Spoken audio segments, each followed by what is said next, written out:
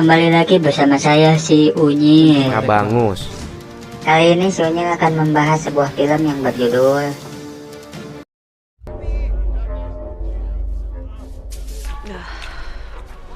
Large caliber 45. Diawali dengan memperlihatkan sebuah disclaimer bahwa film ini terinspirasi dari kejadian nyata, yang berarti adegan-adegan dalam film ini bukan dibuat berdasarkan khayalan atau imajinasi, melainkan dibuat berdasarkan kisah nyata yang sesungguhnya. Berlatar di Afrika, kisah diawali dengan memperlihatkan seorang pemuda Afrika bernama Jojo tidak pakai keong racun yang nampak sedang ngajantang sekaligus syok dengan sebuah pemandangan mengerikan tatkala para tentara dan tim evakuasi menemukan begitu banyak jasad korban yang termasuk orang tuanya yang terkubur akibat perang saudara yang saat itu terjadi di sana.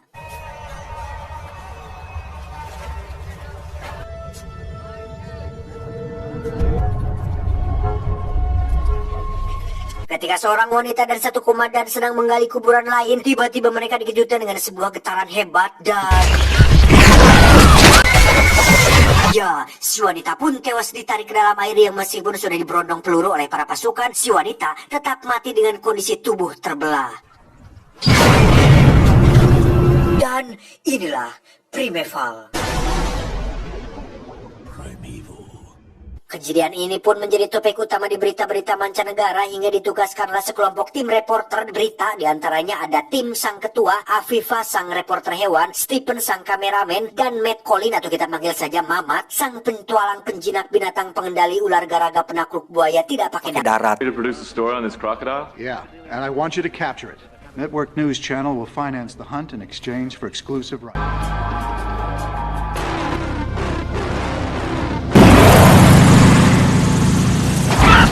Sesampainya di Afrika, mereka berempat pun langsung disambut oleh seorang pria bernama Harry. Ini orangnya yang mengatakan agar mereka hati-hati dalam perjalanan menuju desa yang akan menjadi sumber berita mereka, karena bukan hanya buaya saja yang menjadi ancaman, melainkan konflik perang saudara yang sedang terjadi di negara ini pun membuat mereka harus ekstra hati-hati karena beberapa pemberontak atau para militan tidak akan segan-segan membunuh mereka semua. Let's face it, it's the only reason why you people are here.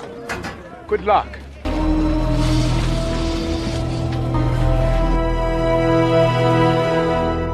Mereka pun menempuh desa yang dituju menggunakan sebuah kapal cai yang ketika Afifa dan tim sedang mengobrol malam, tiba-tiba... ya, baru saja dibicarakan sudah muncul para pemberontak atau para militan yang mendekati kapal mereka. Beruntung tidak ada korban jiwa dalam insiden ini sehingga mereka bisa tetap melanjutkan perjalanan.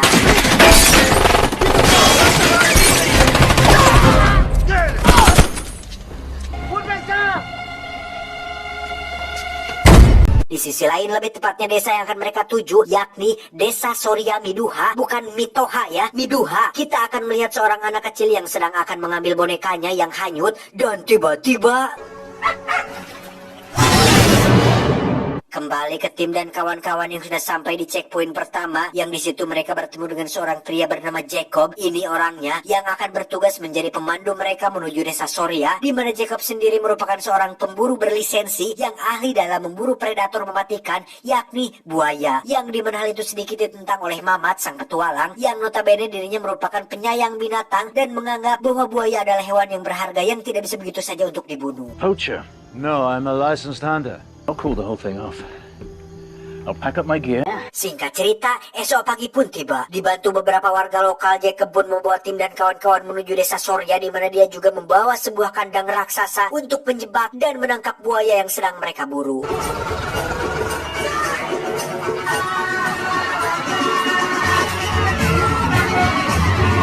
Tiba di desa Soria, semua warga pun nampak senang dengan adanya kelompok reporter yang akan merekam aktivitas mereka, di mana di situ ada seekor anjing liar yang sengaja diangklengkan di tengah sungai sebagai persembahan supaya buaya-buaya di sekitar sini tidak menjadikan manusia sebagai korbannya. Hal itu tentu membuat jiwa keanjingan Afifa timbul sehingga dia memutuskan untuk menyelamatkan si anjing tersebut.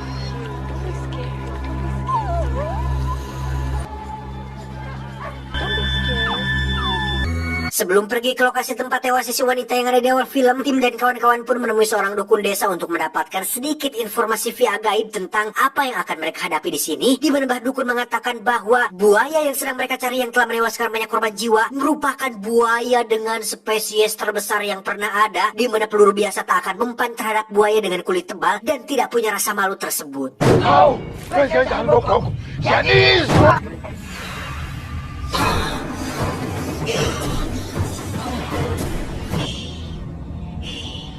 Tim dan kawan-kawan pun meminta bantuan kepada para pemuda lokal untuk menggotong kandang raksasa si buaya, di mana Jojo yang ikut membantu pun sempat melihat beberapa pria bersenjata di mobil yang cukup mencurigakan.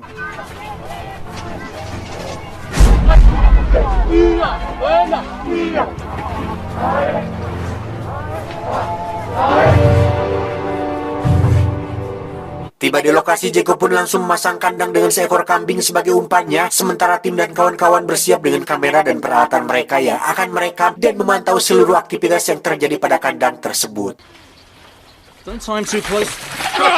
Apipa sendiri sedang memberikan upah kepada para pemuda sebagai imbalan atas ngagotong kandang, di mana seorang tentara yang bertugas menjaga kelompok reporter ini pun nampak ngehulang melihat Afifa memberi uang. Singkat cerita, malam pun poe karena Jojo sudah tidak memiliki keluarga akibat dibantai oleh para pemberontak pun membuat tim dan kawan-kawan simpati sehingga Jojo direkrut untuk menjadi pembantu mereka pada misi ini, yang dimana saat mereka semua sedang mengobrol, tiba-tiba muncul sepasang mata dari dalam air sehingga Jacob dan Mamat langsung pergi bersiap di lokasi untuk menembak sebuah peluru elektronik semacam alat pelacak yang akan memberitahu mereka kemanapun si buaya pergi.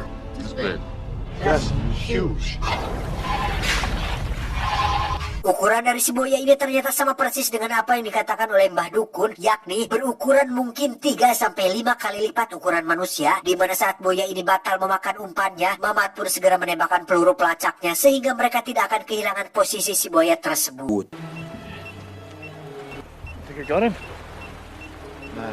Singkat cerita, esok pagi pun tiba. Mereka pun dikejutkan dengan menghilangnya umpan yang entah kapan terjadinya, di mana pada saat yang bersamaan Stephen pun meminta izin untuk mengambil footage di sekitar sini, di mana saat Stephen sedang berada di antara semak belukar, tiba-tiba dia dikejutkan dengan sebuah pemandangan mengerikan ketika para pria yang mencurigakan tadi ternyata adalah para pemberontak yang sekarang sedang akan mengeksekusi Mbah Dukun bersama keluarganya, yang hal itu berhasil direkam oleh Stephen sebagai bukti kejahatan yang sudah mereka lakukan.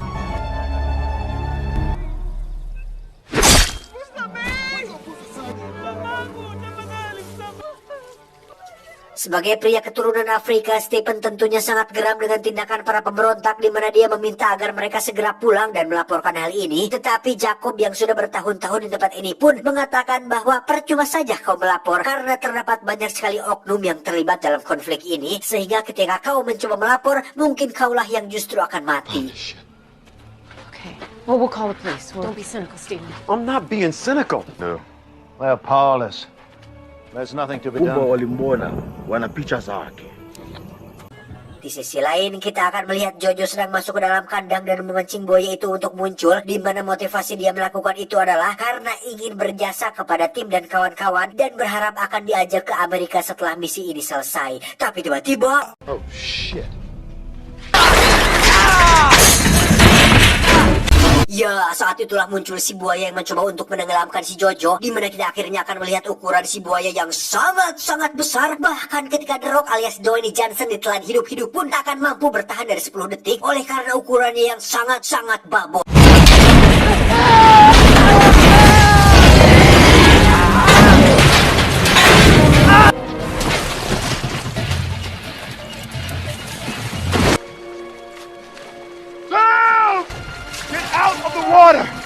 Beruntung Jojo berhasil diselamatkan oleh tim, di mana si tentara yang kesal dengan ulah Jojo pun menendangnya hingga membuat si Jojo ketakutan dan lari dari sana. Wrong with you? Stop it! Tell you doing? Back off! Jojo! Dan kita akan dikejutkan dengan fakta bahwa kedua tentara yang bertugas menjaga kelompok ini ternyata adalah oknum yang bekerja untuk para militan, di mana Afifa yang sedang sendirian di tenda pun dipaksa untuk melepaskan pakaiannya dan melayani nafsu bejat si tentara. Tapi tiba-tiba,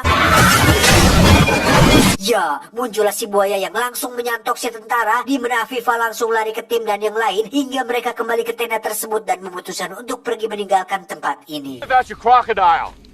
I never did a man's death. Saat itulah si tentara yang satunya lagi pun menembak Jacob di bagian perut, kemudian mengambil komputer mereka yang terdapat rekaman saat Mbah Dukun dieksekusi. Lantas digiringlah mereka ke samping danau untuk ditembak dan ditenggelamkan jasadnya ke dalam air. Tapi tiba-tiba, No! ya, muncullah Jojo Bizarre Adventure yang membunuh si tentara itu dan resmi menjadi pahlawan untuk tim dan kelompok. You are going to America. Karena semua tenda sudah rusak, mereka pun berteduh di saung yang berada tepat di atas air rawa, yang sebenarnya hal itu merupakan tindakan boloho, mengingat masih ada si buaya yang mungkin bisa kapan saja menyantap mereka semua dari bawah air. Dan benar saja, ketika Jacob sedang diobati dan Afifa sedang menghubungi kawannya untuk meminta pesawat jemputan, muncullah si buaya yang langsung ditembaki oleh Jojo dan tim, di mana saat Mamat berdiri di atas jembatan, muncullah si buaya yang merusak jembatan tersebut dan meruntuhkan saungnya hingga mereka semua masuk ke dalam.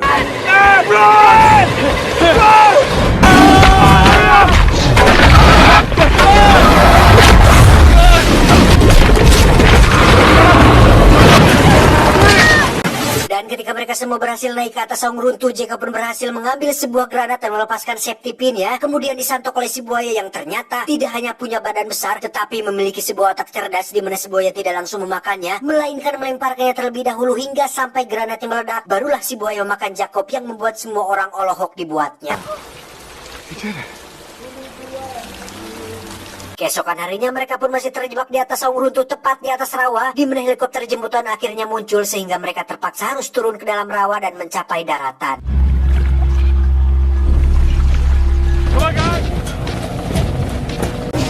Dan setelah berhasil, tim dan kawan-kawan pun dengan cepat berlari mencapai titik pendaratan helikopter yang secara kebetulan muncullah mobil si pemberontak yang berhasil menabrak si Mamat. Kini mereka harus kehilangan satu orang lagi dalam kelompok, yakni si Mamat yang ditembak mati oleh para pemberontak itu. Dan oleh karena mereka menembak secara acak, tim dan kawan-kawan pun tidak memiliki pilihan lain selain berlari secepat mungkin, yang dimana adegan ini cukup menegangkan karena mereka harus terpisah satu sama lain untuk membuat bingung pemberontak-pemberontak tersebut.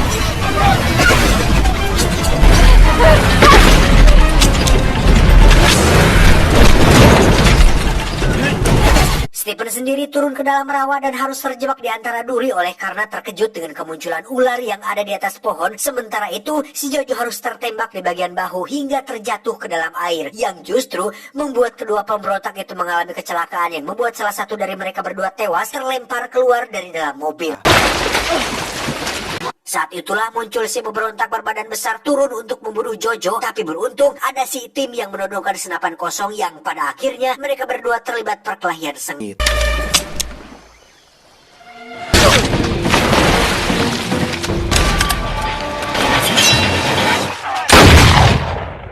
Beruntung ada Afifa yang berhasil membunuh si pemberontak, lantas mereka bertiga pun berjalan ke tempat aman sambil mencari di mana Stephen berada. Dan Stephen ternyata masih berada di rawa-rawa, di mana saat dirinya melewati alang-alang, muncullah sang buaya yang sedang adoh menunggu kesempatan untuk menyantap Stephen. Namun Stephen yang tidak ingin mati cepat pun segera berlari dengan kameranya dan berhasil loncat ke antara pohon bercabang yang membuat si buaya terjepit di sana.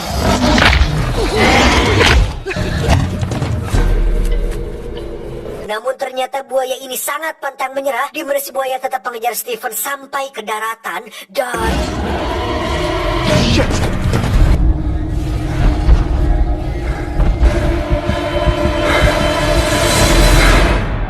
Beralih ke Maya dan kawan-kawan, di mana mereka akhirnya menemukan secercah harapan ketika Harry dan satu tentara muncul untuk menolong, yang pada suatu titik akhirnya terungkap bahwa si Harry yang menyambut mereka ketika di bandara ternyata adalah sang pemimpin penjahat alias militan yang sengaja menyamar untuk menutupi identitas aslinya. Steven. It's best if we are honest with one another. Where is the computer? He works for Gustav too. Harry pun meminta mereka menyerahkan kaset rekaman saat eksekusi Simbah Dukun karena takut itu akan menjadi bukti kuat untuk mengungkap kasus kejahatannya, di mana tim yang tidak ingin menyerah begitu saja pun berpura-pura mengatakan bahwa komputernya memiliki sebuah alat elektronik yang bisa dilacak menggunakan GPS-nya, yang padahal tim berniat untuk membawa mereka ke lokasi si buaya raksasa itu berada. It's rigged with an electronic locator. Find it with this. Ketika sudah sampai di rawa, Harry pun menyuruh tim untuk mengambil komputernya ditemani oleh anak buahnya, sementara dia akan menunggu di darat bersama Afifa.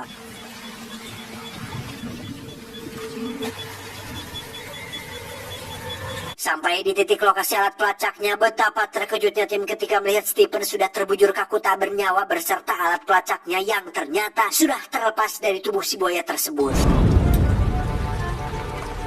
I got it. Dan pada saat yang bersamaan, Afifa pun berhasil menyeramkan sebuah ember berisi darah pemancing buaya, di mana hal itu dimanfaatkan oleh Afifa untuk kabur, yang pada saat terjatuh ke rawa, muncullah si Tim yang ternyata sudah membunuh anak buah si Harry. Tak lama muncullah si Harry yang menembak kaki si Tim, di mana saat mereka berusaha kabur, muncullah si buaya yang sudah berada tepat di depan mereka bertiga, yang oleh karena masih terdapat darah di tubuh si Harry, si buaya tentunya lebih tertarik menjadikan makan malamnya si Harry, dan...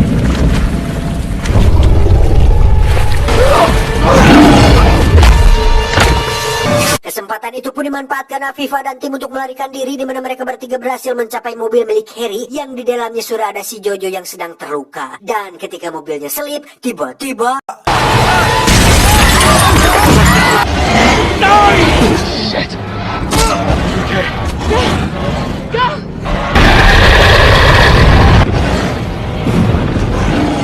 setelah semua berakhir, Tim dan Afifa pun membawa Jojo ke Amerika, dan beberapa bulan setelah kejadian itu, konflik perang saudara yang terjadi di sana pun akhirnya berakhir setelah 12 tahun terus-menerus hidup dalam penderitaan, sehingga sekarang mereka sudah bisa hidup dalam kedamaian.